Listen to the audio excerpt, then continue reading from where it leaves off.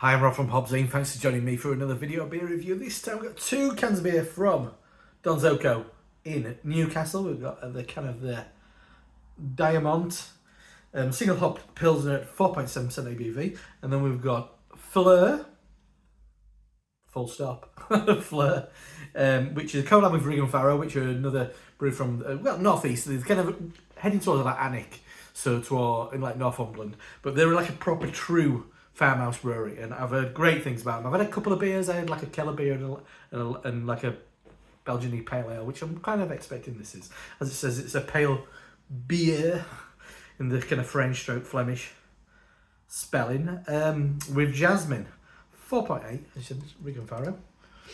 So, let's get this open. Got me Donzoko t-shirt on. Paid for everything. No free shit on this channel anymore. So, it's really not as popular as she used to be. Anyway,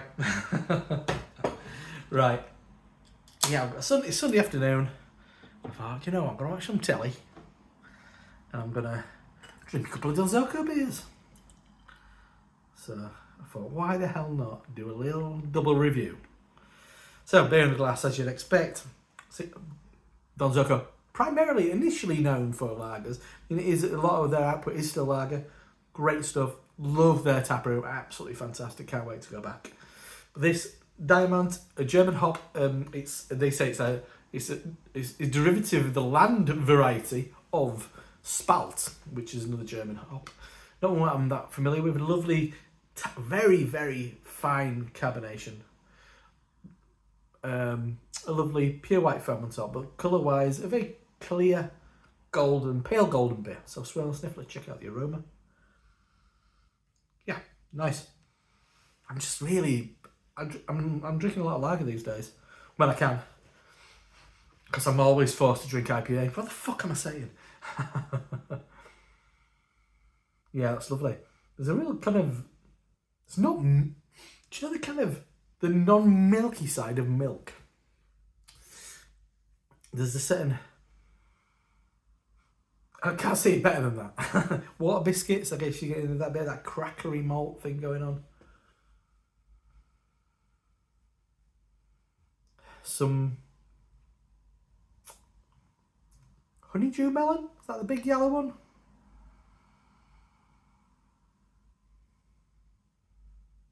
Some hinting towards grape. Flat leaf parsley.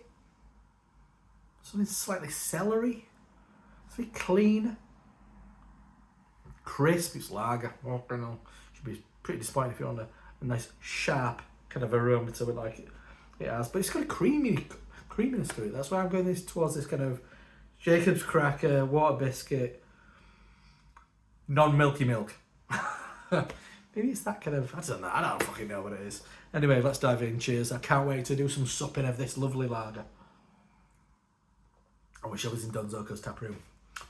Slice of pizza front place down the road from Gingerino's down the road, and a pint of this. Yeah, it's got a fair bite to it actually. Robust flavour.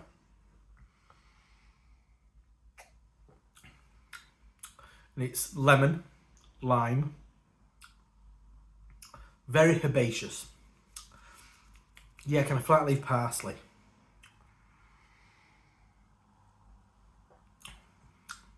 Slight honey note. Hinting towards something kind of mint, more menthol than mint, I guess. It's got a bite of bitterness at the back end. It's got a slight kind of a woodiness to it, oddly. Like fresh pine.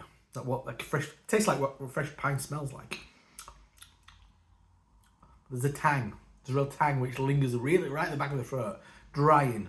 Keeps you coming back for more. But it's got a real whack of flavour. It's like a pretty big kind of Dortmunder export lager, kind of like heft, even though it's not that strong. It's on a 4.7.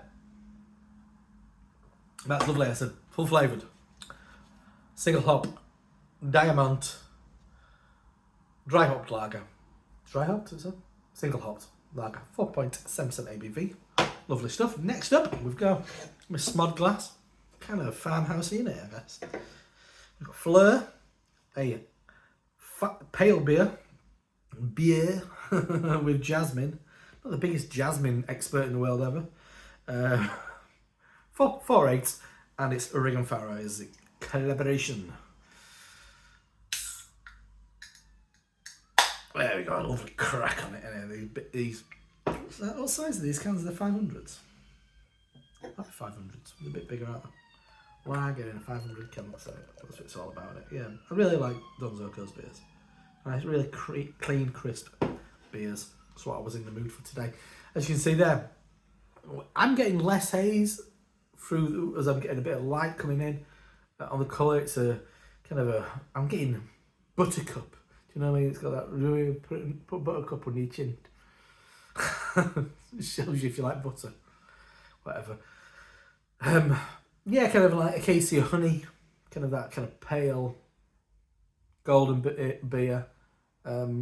Haze, top end of haze for days. Because there is a pronounced kind of protein haze, I'd imagine, to that. Are you using jasmine in it, I guess? Maybe is it used like jasmine tea or flower? Flower's in it, I guess, jasmine. Is it?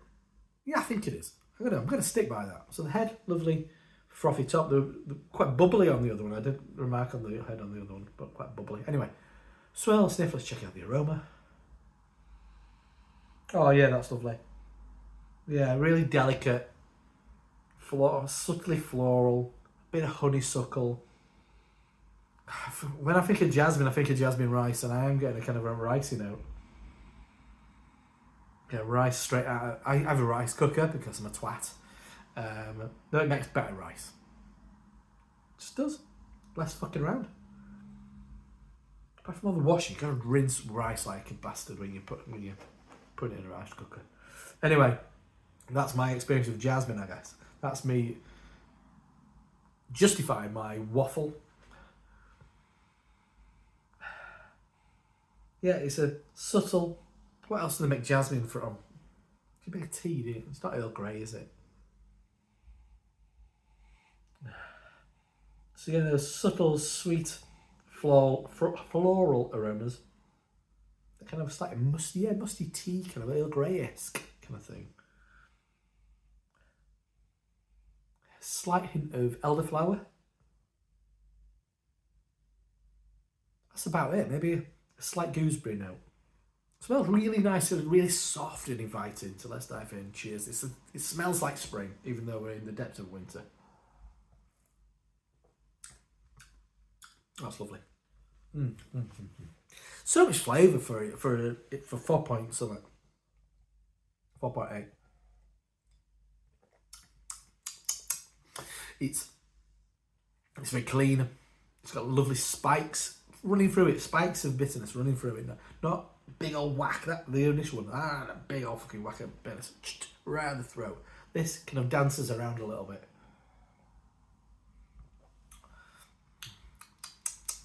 You are getting that soft jasmine rice. I mean, there's something in the texture. It's a subtle floral now. I said kind of honeysuckle, spring flowers, that kind of thing. Yeah, it's like a dew-covered spring meadow.